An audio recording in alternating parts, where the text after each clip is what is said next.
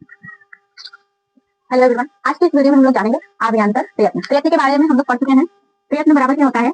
प्रयास, मेहनत या कोशिश। वर्णों को बोलने के लिए जो हम प्रयास, मेहनत या कोशिश करते हैं उसी को बोलते हैं, या चेष्टा करते हैं उसी को बोलते हैं हम प्रयत्न। ठीक है। अब प्रयत्न के दो प्रकार हैं। जो लोग नहीं देखे हैं पिछली वीडियो आप लोग जाकर देख लीजिएगा, तब आप लोगों को समझ में आ जाएगा कि प्रयत्न क्या है और प्रयत्न के प्रकार क्या है। ठीक है। आज की इस वीडियो में हम लोग जानेंगे आव्यांतर प्रयत्न के बारे में। सबसे पहले हमें ये जानना है कि आव्यांतर, अब जो आव्यांतर शब्द है इसको जब हम सुनते हैं तो हम क्या महसूस करते हैं, या हमें इस शब्द से क्या मतलब अर्थ निकल के आता है, या यूं कह लीजिए कि आव्यांतर शब्द का यदि हम शाब्दिक अर्थ निकालें तो क्या निकल के आता है? अंदर। क्या आता है? अंदर। यानी जब कोई वर्ण हम बोलते हैं, आव्यांतर मतलब क्या हो गया? अंदर। यानी जब हम कोई वर्ण बोलते हैं तो मुख से अंदर जो प्रयास या चेष्टा या कोशिश या मेहनत की जाती है उसी को हम क्या बोलते हैं? आव्यांतर प्रयत्न बोलते हैं। अब है कि अभ्यांतर प्रयत्न, जैसे जान गए कि प्रयत्न क्या, प्रयत्न के प्रकार क्या है, ऐसे ही हमारा अभ्यांतर प्रयत्न क्या है, अभ्यांतर प्रयत्न के प्रकार क्या है, साथ ही साथ पूरा जो है डिटेल आज हम लोग इस वीडियो में जानेंगे। ठीक है। तो चलिए, ये क्या है? अभ्यांतर। अभ्यांतर का मतलब समझ गए? अंदर। यानी वर्ण को उच्चारण करने के लिए, चाहे वर्णों को बोलने के लिए मुख के अंदर जो प्रयास या कोशिश या मेहनत की जाती है उसे हम क्या कहते हैं? अभ्यांतर प्रयत्न कहते हैं। ठीक। तो हमारा अभ्यांतर बराबर क्या हो सकता है? यदि आप शॉर्ट नोट बनाना चाहे या संक्षिप्त रूप में आप लिखना चाहेंगे तो क्या हो जाएगा? अभ्यांतर मतलब क्या हो गया हमारा? अंदर।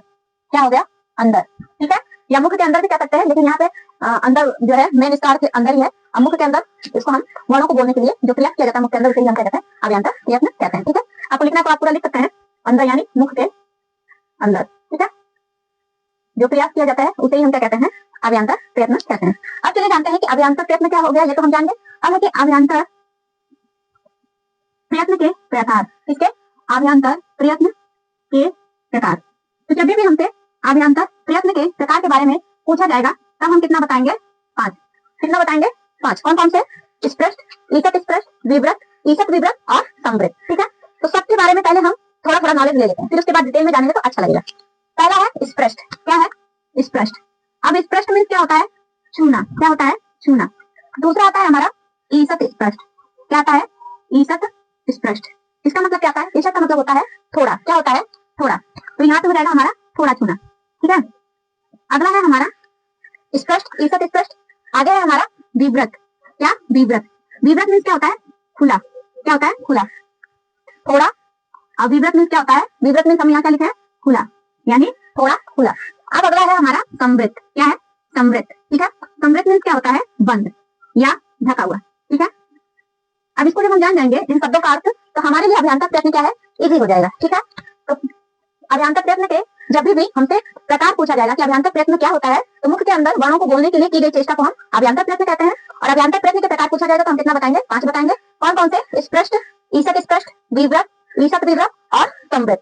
तो इनका जो ये अर्थ है हिंदी में, यदि ये हम जान जाते हैं तो हमारे लिए जो है इस जो अभ्यांतर प्रयत्न क्या है? सरल हो जाता है। स्पष्ट में क्या होता है? स्पर्श करना या छूना। जब हम किसी चीज को छूते हैं, जैसे मैं ब्लैक बोर्ड छू रही हूँ तो क्या है? इसको क्या बोलते हैं? स्पर्श कहते हैं। चाहे इस पेन को मैं पकड़ी हूँ, ठीक है, मैं पेन को या मार्कर को क्या है? पकड़ी हूँ, तो इसको स्पर्श कर रही हूँ। तो स्पर्श का मतलब क्या? छूना, किसी चीज को छूना। अब जैसे हम वर्ण बोलते हैं, पहले को समझ लीजिए शॉर्ट तरीके में, जैसे स्पर्श मतलब क्या होता है? छूना। अब जैसे हम कोई वर्ण बोलते हैं तो मुख के अंदर जो जीभ है हमारी दांत को छूती है, तालू को छूती है, मूर्धा मतलब मूर्धा में क्या हमारी जीभ थोड़ी ऐसी मुड़ती जाती है। और हमारा फिर क्या ये जो मुंह है, होठ है, ये भी क्या आपस में स्पर्श करता है। ठीक है। तो मुख के अंदर जितने भी वर्ण है स्पर्श होकर बोले जाते हैं या छुआ के बोले जाते हैं उसे ही हम किसमें रखते हैं? स्पष्ट में रखते हैं। ठीक है। और स्पष्ट में हमारा इसका गुणा 5 करेंगे तो कितना हो जाएगा? 25 वर्ण हो जाएंगे। तो यानी 5 वर्ग हैं जो हमारे पांचों वर्गों के स्पष्ट है, स्पष्ट व्यंजन या स्पष्ट वर्ण, वही हमारे किसमें चले जाते हैं? स्पष्ट अभ्यांतर प्रयत्न में चले जाते हैं। यानी क से लेकर म तक हमारा जो है किसमें चला जाएगा? स्पष्ट में चला जाएगा। ठीक। फिर है ईषत् स्पष्ट। स्पष्ट मीन्स क्या होता है? ईषत् मीन्स होता है, पहले जान लीजिए, थोड़ा। क्या होता है? थोड़ा। स्पष्ट मीन्स छूना, मतलब जो थोड़ा छुए। तो ईषत् स्पष्ट में हमारा कौन सा वर्ण आ जाता है? आप लोग पढ़ेंगे य व र ल। ये जो वर्ण है य व र ल, इनको जब हम बोलते हैं तो थोड़ा सा जो है मतलब एक अच्छे से पकड़ लेना होता है, मतलब छू के थोड़ा सा चले जाते हैं। जैसे हम कबड्डी खेलते हैं तो कबड्डी में या तो हम कस के पकड़ लेते हैं तो भी आउट मनाता है, और या फिर हम उसको थोड़ा सा छू के ऐसे हट जाते हैं तो भी वो आउट मनाता है। तो क्या है यहाँ पे य व र ल जो वर्ण है वो थोड़ा सा जो मुख के अंदर का भाग है थोड़ा सा छूते हैं। तो काम तो हो रहा है वही छूने वाला है, लेकिन क्या थोड़ा सा छूते हैं। ठीक है। ऐसे ही हमारा है विवृत। विवृत मीन्स क्या था? खुला। अब विवृत में हमारे कौन कौन से वर्ण आते हैं? स्वर वर्ण आते हैं। अब जैसे हम कोई बोलते हैं अ आ ई उ तो हमारा मुंह क्या खुल रहा है? जितने भी हमारे स्वर वर्ण है सबको बोलिए आ ई उ री ए ओ ऐ औ। हमारा मुंह क्या खुल रहा है? बंद हो रहा है? नहीं हो रहा है। तो ये क्या है? खुला है। यानी जो जो वर्ण बोल रहे हैं और हमारा मुंह खुला का खुला रह जा रहा है, खुल रहा है, बंद नहीं हो रहा है। अब जैसे हम प बोलते हैं तो प जो है खुल के फिर बंद हो जा रहा है, लेकिन अ आ उ बोलेंगे तो क्या हमारा मुंह से खुल रहा है, बंद नहीं हो रहा है। तो इसलिए यहाँ पे हमारा विवृत का मतलब क्या हो गया? खुला। यानी जिन वर्णों को बोलने में हमारा मुख क्या है? खुल जाए, वही वर्ण हमारे किसमें जाएगा? विवृत में जाएगा। तो विवृत में हमारा क्या है?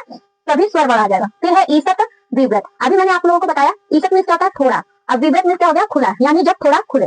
तो इसमें क्या है हमारे उष्ण वर्ण आते हैं ईसत विव्रत में। अब जैसे हम बोलते हैं स स स ह, तो जो हमारा तीनों स है, दंती स चाहे तालव्य स चाहे मूर्धन्य स या हमारा ह, जिसको हम उष्ण वर्ण बोलते हैं हिंदी की भाषा में या हिंदी व्याकरण में जिन वर्णों को हम उष्ण वर्ण बोलते हैं, वो सारे वर्ण हमारे किसमें चले जाते हैं, ईशत विव्रत में चले जाते हैं। जब हम बोल रहे थे तो स बोल रहे हैं, चाहे मूर्धन्य श चाहे तालव्य श चाहे दंती श, छोटा बड़ा मूर्धा ऐसे भी करके बोलते हैं, तो क्या हमारा मुंह खुल ही नहीं रहा है, बंद नहीं हो रहा है, खुल रहा है, तो थोड़ा खुल रहा है। अब जैसे आ बोलने में हमारा क्या मुंह पूरा खुल जा रहा है, और यदि हम ह बोल रहे हैं तो थोड़ा सा खुला ह, तो थोड़ा सा खुला, स बोल रहे तो भी क्या थोड़ा सा खुला स।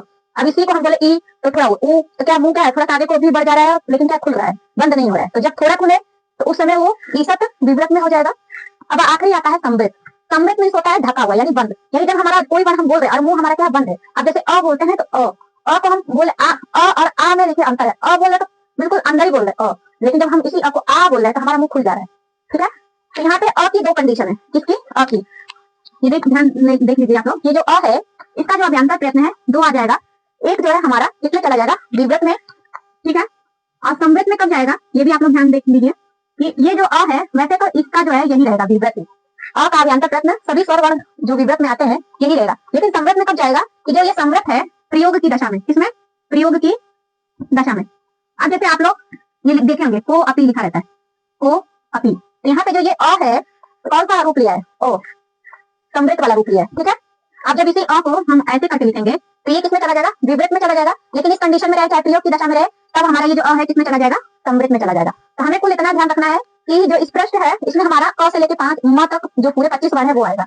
ईसत स्पष्ट में हमारा वो वर्ण है जो थोड़ा छुए यानी य व र ल, जिसे हम संस्कृत में जड़ो अंतस्थ भी बोलते हैं, वो आएगा। फिर विव्रत, विव्रत में क्या होता है खुला। विव्रत में हमारे वे वर्ण आते हैं जितने भी हमारे सभी स्वर वर्ण हैं, अ से लेके जो भी हमारा अ ई उ ऋ ली क ए ओ ङ च में, अच में जो हमारे जो भी वर्ण है, चाहे प्लुत हो चाहे निश हो चाहे दीर्घ हो, कुल मिला के तो अभी जो है 9 ही पढ़ते हैं संस्कृत वर्णमाला के हिसाब से। तो हमारे जो ईसत विव्रत वाला है इसमें सभी स्वर वर्ण आ जाएगा, ठीक है। सभी स्वर वर्णों का जो उच्चारण स्थान है किसमें चला जाएगा, विव्रत में चला जाएगा। ईसत विव्रत में हमारा तीनों स और ह, और समृत में सिर्फ क्या रह जाएगा, केवल हमारा अ रह जाएगा, ठीक। तो इसको मैंने अच्छे से समझाने के लिए अपनी तरफ से पूरी कोशिश की है। अब आप लोगों को कितना समझ में आया है फिर भी मैं पूरी कोशिश करें। अब इस प्रश्न में मतलब हमारा क्या है, क से म, जो हमारा स्पष्ट स्पष्ट व्यंजन वर्ण है क से म, जिसको हम बोलते हैं कादेयो मावशान स्पष्ट, या हम यहाँ पे स्पष्टम प्रयत्नम स्पर्शानाम, स्पष्टम प्रयत्नम स्पर्शानाम, यानी फिर से बोलिए स्पष्टम यानी स्पष्ट, प्रयत्नम प्रयत्न, स्पर्शानाम यानी जो स्पर्श वर्ण है उनका जो प्रयत्न है क्या होगा, स्पष्ट, स्पष्ट होगा, ठीक है। यानी स्पष्ट अभियंता प्रयत्न होगा। इस सबके आगे जो अभियंता प्रयत्न लगा लीजिएगा, स्पष्ट अभियंता प्रयत्न, ईशत स्पष्ट अभियंता प्रयत्न, विव्रत अभियंता प्रयत्न, ईशत विव्रत अभियंता प्रयत्न, समृत अभियंता प्रयत्न, ठीक है। अभियंता प्रयत्न के प्रकार है, ठीक है। इसी प्रकार ईशत स्पष्ट में हमारा कौन सा वर्ण आ जाएगा, य व र ल, ठीक है, ये आ जाएगा। जैसा कि हम पढ़ते भी हैं यरो अंतस्थ, ठीक है। तो जो हमारा यह प्रत्याहार है वो किसमें चला जाएगा, हमारा ईशत स्पष्ट में चला जाएगा। फिर है विव्रत। विव्रत में हमारा क्या आता है कि सभी स्वर वर्ण आ जाएंगे। कौन आ जाएगा, इस विव्रत में क्या आता है खुला, और इसमें जितने भी स्वर वर्ण है, स्वर वर्ण, संस्कृत में स्वर वर्णों को हम क्या बोलते हैं, अच बोलते हैं। क्या बोलते हैं, अच। तो संस्कृत में जो अच वर्ण है वो उनका जो अभ्यंतर प्रयत्न क्या हो जाएगा, विव्रत हो जाएगा, ठीक। फिर है इसी तरह अगला हमारा ईशत विव्रत। ईशत विव्रत में जो है हमारा कौन सा वर्ण आता है, ऊष्म वर्ण आता है। कौन सा आता है, ऊष्म वर्ण। तो ईशत विव्रतम क्या हो जाएगा, ऊष्माणा, ऊष्माराम, ठीक है। यानी ईशत विव्रत ऊष्म वर्णों का है अभ्यंतर प्रयत्न। ईशत विव्रत अभ्यंतर प्रयत्न ऊष्म वर्णों का है। ऊष्म वर्ण का हमारे तीनों स है, क क ह, ठीक है। जो हमारा सूत्र है स स स र ह ल, तो ये जो है हमारा तीनों स, और जो 13वां 14वां सूत्र है संस्कृत वर्णमाला का पाणिनि जी ने जो दिया है उसमें जो है ऊष्म वर्ण ये है, ठीक है। समृत, समृत में हमारा जो है सिर्फ अ रहेगा। क्या रहेगा, सिर्फ अ। ये जो अ है कब रहेगा, प्रयोग की दशा में। किस अवस्था में, प्रयोग की दशा में या अवस्था में भी कह सकते हैं, ठीक है।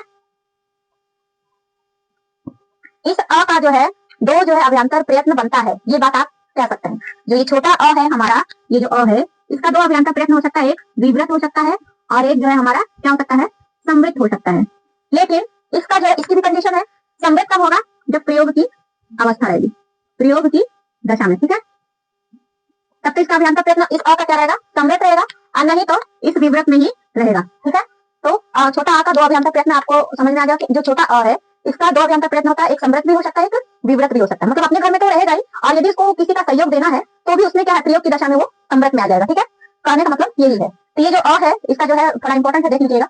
अब प्रश्न किस तरह से बन के आता है कि दे देगा कि यह वर्ड इसका अभियांतर प्रयत्न क्या है, या तीनों में से किसी एक वर्ड का ह का ही पूछ देगा कि अभियांतर प्रयत्न क्या है, तब हम क्या बताएंगे ईशत विवृत है। या इस तरह से भी पूछ सकता है कि ह का, र का, ल का कौन सा अभियांतर प्रयत्न, तब हम क्या बताएंगे अभियांतर प्रयत्न है। ठीक, तो अभियांतर प्रयत्न कितने हैं, 5 हैं। अभियांतर मीन्स क्या होता है, मुख के अंदर की जाने वाली चेष्टा को, जब हम वर्ड बोलते हैं तो वर्डों को बोलने के लिए मुख के अंदर जो प्रयास किया जाता है उसे ही हम क्या कहते हैं अभियांतर प्रयत्न कहते हैं। अभियांतर प्रयत्न के प्रकार पूछा जाएगा तो हम 5 बताएंगे। कौन कौन से, स्पष्ट, ईशत स्पष्ट, विवृत, ईशत विवृत, संवृत। ठीक है, तो इसका जो है मेन जो है आप यदि अर्थ ये समझ ले रहे हैं, स्पष्ट मीन्स क्या होता है छूना, ईशत स्पष्ट मीन्स थोड़ा छूना, विवृत मीन्स खुला, ईशत विवृत मीन्स थोड़ा खुला, संवृत मीन्स ढका हुआ या बंद। ठीक है, तो आई होप आप लोगों को आज की वीडियो समझ में आई होगी, और ऐसी इन्फॉर्मेटिव वीडियो पाने के लिए आप लोग जो है मेरे चैनल पे जरूर आइए और मुझसे जरूर जुड़िए। साथ ही साथ आपको संस्कृत सरल भाषा में सीखना है, सरलतम रूप में सीखना है, तो भी आप लोग मुझसे जरूर जुड़िएगा। और मेरा जितने भी लोग संस्कृत में बिगनर हैं, छोटी क्लास के बच्चे हैं, 6, 7, 8, 9, 10, 11, 12 सभी यहाँ तक कि टेस्ट तक के भी बच्चे मेरी क्लासों को देख सकते हैं। तो चलिए मिलते हैं अगली वीडियो में, तब तक के लिए